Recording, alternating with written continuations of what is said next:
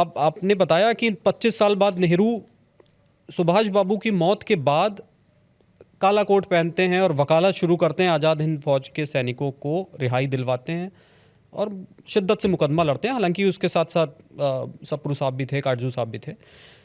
फिर ये बात क्यों आती है कि क्या वाकई नेहरू और सुभाष एक दूसरे के खिलाफ थे?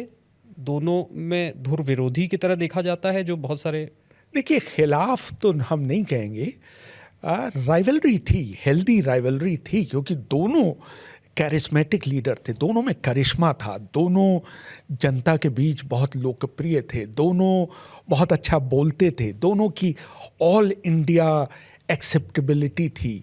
मतलब ये नहीं कि भारत के एक कोने में पसंद किए जा रहे हों। और जब ये पेपर्स डीक्लासिफाई हुए तो ये बात सामने भी आई कि नेहरू के शासन में 1948 से 1968 तक सुभाष बोस के रिश्तेदारों की जासूसी करवाई गई, हाँ। इंटेलिजेंस ब्यूरो के द्वारा। लेकिन देखिए, ये एक बात अलग है, लेकिन ऐसे बहुत से उदाहरण हैं जिससे ये लगता है कि नेहरू का बहुत सॉफ्ट कॉर्नर था सुभाष बोस के परिवार के लिए। देखिए, मैं एक उदाहरण देता हूँ आपको।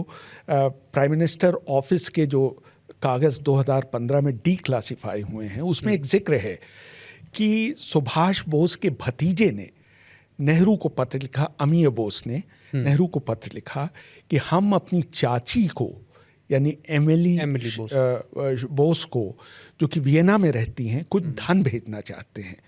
तो क्या ऐसी व्यवस्था हो सकती है कि हम कलकत्ता में भारतीय विदेश मंत्रालय का जो दफ्तर है उसको कुछ पैसे दे दें और ऑस्ट्रिया में भारत का जो दूतावास है वो पैसे हमारी चाची को दे दे। हालांकि थोड़ा टेढ़ा काम था, लेकिन नेहरू ने अपने अफसरों को आदेश दिया कि अमीय बोस के इस अनुरोध पर तुरंत अमल किया जाए, और ये हुआ भी। मतलब ये व्यवस्था हुई।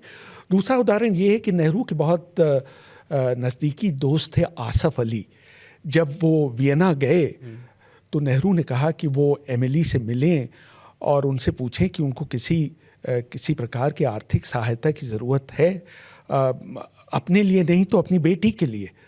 तो और वो कोई बहुत ऊंचे पद पर नहीं थी, उनके पास बहुत पैसे नहीं थे। तो एमिली ने इनकार कर दिया। एमिली ने कहा कि नहीं, मुझे ज़रूरत नहीं है पैसे की है। लेकिन नेहरू ने प्रयास किया, मतलब ख़ास तौर से अपने एक दूत को भेजा मिलने। एक और उदाहरण मिलता है कि क्रिसमस पर नेहरू ने अनीता बोस को 100 पाउंड का एक चेक भिजवाया, और ये पैसा सरकारी खजाने से नहीं दिया गया था, ये पैसा कांग्रेस पार्टी के कोष से भेजा गया था। 100 पाउंड, हालांकि बहुत बड़ी रकम नहीं थी, लेकिन ये बताता है कि आपकी मंशा बताता है। क्रिसमस के मौके पर उनको ये भेजा गया। और आखिरी उदाहरण मैं ये दूंगा कि जब सुभाष बोस की बेटी अनीता बोस ने भारत पहली बार आने का फैसला किया तो नेहरू उनके मेज़बान थे। वो तीन मूर्ति भवन में ठहरी। नेहरू ने अपनी भांजी नयनतारा सहगल को भेजा एयरपोर्ट पर उनको रिसीव करने के लिए।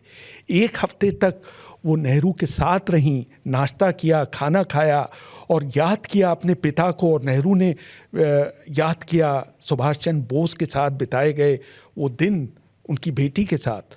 और एक हफ्ते रहने के बाद वो कलकत्ता गईं।